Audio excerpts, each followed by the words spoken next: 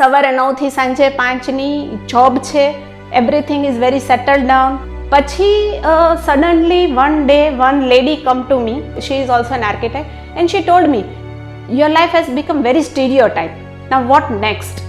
એ question જે હતો ને, that really pinch me.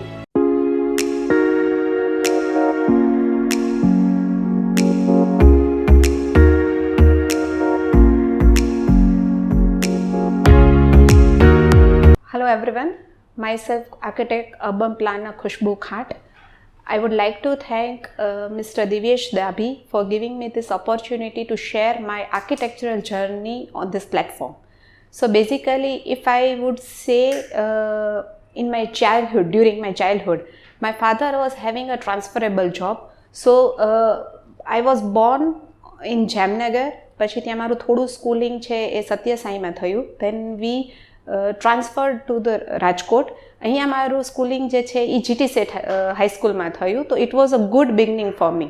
Then we suddenly transferred in to Kutch. હવે કચ્છ નામ જ પહેલી વખત સાંભળેલું હતું, ખાલી બુક્સમાં વાંચેલું હતું કે કચ્છ શું છે, તો કે કચ્છ એટલે રણ, બીજું કાંઈ નહોતા જાણતા અમે લોકો. તો જ્યારે કચ્છમાં ગયા અને જે સ્કૂલમાં મારું એડમિશન થયું, તો એ સ્કૂલની અંદર 3rd કે 4th સ્ટાન્ડર્ડ પછી તો ઇંગ્લિશ ઇન્ટ્રોડ્યુસ થતું હતું. હવે at that point of time I now can realise કે જ્યારે મારું જે પ્રાઇમરી સ્કૂલિંગ હતું, that help me very much. અને suddenly I got into eyes in my principal, અને એમને હું બહુ જ વાલી હતી, ગમી ગઈ. અને she was very brilliant lady અને પાવરફુલ લેડી. અને એમણે મને વક્તૃત્વ સ્પર્ધામાં, પછી દરેક કોમ્પિટિશન લેવલે, પછી જ્યારે પેપર્સ રીડિંગ હોય કે એસેમ્બલીને કોઈ પણ સંબોધન કરવાનું હોય, કે જ્યારે કોઈ પણ સ્કૂલ વિઝિટ માટે આવ્યા, તો આઈ was always a front face for that school, because I was having that much of a knowledge with me. એટલે ત્યારથી જ મારા અંદર જે કોન્ફિડન્સ બિલ્ડ થવાનો હોય, કે પબ્લિક સ્પીકિંગ કરવાનું હોય, કે જે ફિયરલેસ જે અપ્રોચ હોવો જોઈએ ક્યારેય પણ કોઈને ફેસ કરવા માટેનો, તો આઈ થિંક કે that is the roots for my plant. પછી ત્યારે પ્રાઇમરી સ્કૂલિંગ અને હાયર એજ્યુકેશન પૂરું કર્યા પછી then there was a point when I have to select discipline કે મારે શેમાં જવું છે. At that point of time my brother was in a civil engineer and he suggested કે I should opt for the architecture. ત્યારે આખા ગુજરાતની અંદર there were only 6 architecture colleges and I got an opportunity to have an admission at 3 major colleges of Rajkot. I choose IPSA કેમ કે 5 વર્ષનું study હતું, એટલે ઘરેથી વધારે એવું હતું કે સાથે રહી અને ભણો તો વધારે અમે પણ એમને હેલ્પફુલ થઈ શકીએ. ડ્યુરિંગ ધીસ કોલેજ અને મારું ઓફિસ ટ્રેનિંગ હતું, તો મેં ત્યારે એક એવા લેડી આર્કિટેક્ટને ચૂઝ કર્યા કે જેથી કરીને મને ખ્યાલ આવે કે એ લેડી આર્કિટેક્ટ કેવી રીતના પ્રેક્ટિસ કરે છે, simultaneously how she also manage at a home. એટલે મેં ગોવામાં મારી ટ્રેનિંગ લીધેલી હતી મારી આર્કિટેક્ચરની, અને ત્યાં પણ she was so bold and confident and the way she was discussing their project with her client. I also learnt many things from her. અને જ્યારે મેં આર્કિટેક્ચર કમ્પ્લીટ કર્યું, again I had N 2 opportunity. હંમેશા હું એવું સમજીશ કે માનું છું કે મારા જીવનમાં જ્યારે ક્રિટિકલ ડિસિઝન લેવાનું આવતું હોય છે, ત્યારે મારી પાસે 2 ઓપ્શન્સ હોય છે. હવે અત્યાર સુધી એવું બન્યું છે કે જે ઓપ્શન મેં ઓપ્ટ કર્યું છે એ મારા માટે સારું હતું. હવે આર્કિટેક્ચર કમ્પ્લીટ કર્યા પછી I choose to have an experience from different architects, અને જેમની પાસેથી સારી વસ્તુઓ લર્ન કરી અને પછી I decided to join academics.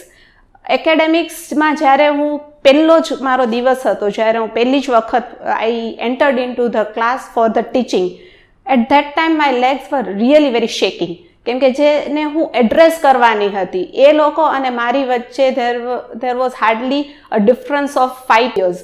હવે જે લોકો મને સાંભળે છે, જો મારામાં એટલો કોન્ફિડન્સ નહીં હોય, મારામાં એટલી ક્ષમતા નહીં હોય કે હું જે બોલું છું એ લોકોને કન્વિન્સેબલ નહીં હોય, તો they will not take me seriously. So this generation gap જ્યારે તમે ટીચિંગમાં એન્ટર થાવ છો is really very important. At that point of time, my professor introduced me a very dynamic student, કેમ કે I was very hardworking student and I was university first because I was very good in my academics. So that boost me અને એક લેવલનો એક confidence build થયો મારામાં કે નો I can also teach in the college. સો જે મારી જે જર્ની છે it was a teaching assistant, ત્યાંથી પછી એસોસિએટેડ આર્કિટેક્ટનું મને પેલું મળ્યું અને then I actually really started taking the subjects on my own. So I was involve in many theoretical subjects as well as practical subjects અને design as well. 5 વર્ષ સુધી I took very this thing કે સવારે 9 થી સાંજે 5ની job છે, everything is very settle down. By that time I had a child. મારી પ્રેગ્નન્સી દરમિયાન પણ I had an issue. My baby was pre matured girl, she is 7 month pre matured. તો એ દરમિયાન પણ I head took N break કે મારે એને પણ મોટા કરવાના હતા. તો આઈ had a 9 months of that break. પછી suddenly one day one lady come to me, she is also an architect, and she told me your life has become very stereotype, now what next? A question જે હતો ને that really pinched me કે હવે શું કરવાનું, એમ કે આવીને આવી રીતના રૂટીન લાઈફ જીવતું રહેવાનું કે કંઈ અલગ કરવું છે. then I decided to have a masters particularly in field of architecture only, પણ planning. So I opt for 2 years masters full time કે જેમાં I had to left my job, income બંધ થઈ ગઈ અને જેમાં તમારે કમ્પ્લીટલી 2.5 વર્ષની બેબીને ઘરે મૂકી અને મારે 2 વર્ષ સુધી કન્ટિન્યુઅસ કોલેજ એટેન્ડ કરવા જવી પડતી હતી. That was very crucial decision for me. અને ડ્યુરિંગ ધેટ પીરિયડ ઓલ્સો જ્યારે એમાં ટ્રેનિંગની વાત આવી તો ક્યાં કરવી હવે ટ્રેનિંગ, કેમ કે માસ્ટર્સ લેવલના જ્યારે તમે આ કોર્સમાં એનરોલ થાવ છો તો એમાં training is also becomes a very important role. તો I choose Atkins Dubai for my training અને હું મારી 2.5 વર્ષની બેબીને સાથે લઈ અને હું દુબઈમાં ટ્રેનિંગ કરવા માટે ગયેલી. Fortunately my parents house was there, એટલે હું ત્યાં એમને ઘરે મૂકીને જાઉં અને in that environment I decided to work. હવે ત્યાં એટલા લાર્જર સ્કેલના સિટી લેવલના પ્લાનિંગ હોય કે જેને આપણે ક્યારેય મેપમાં પણ ન જોયા હોય. હવે એની અંદર you have to work, you have to establish yourself. ત્યાં કોઈ ઇન્ડિયન મળી જાય ને એ કંપનીની અંદર then also you are very fortunate enough, કેમ કે it is a global level of company. હવે ત્યાં I had a work on 2 different major projects. એક ડુકુમ સિટી કે જે નવું જ બની રહ્યું હતું અને એક અલ રહા બીચ રેસિડેન્સી જેની અમારે ગાઈડલાઇન્સ બનાવવાની હતી. આઈ વોઝ સો હેપી કે જ્યારે મારી training puri, it was a paid training for me. they were so happy after my training કે they given me offer કે તમે અહીંયા જ કન્ટિન્યુ કરો તમારી job and we will give you a very good pay for that. પણ નક્કી જ હતું કે ફેમિલી રાજકોટ જ છે, રાજકોટ જ પાછું આવવાનું છે, અહીંયા જ સેટ થવાનું છે. સો આઈ કેમ બેક અને again I completed my thesis. એમાં પણ I was university first in my masters as well.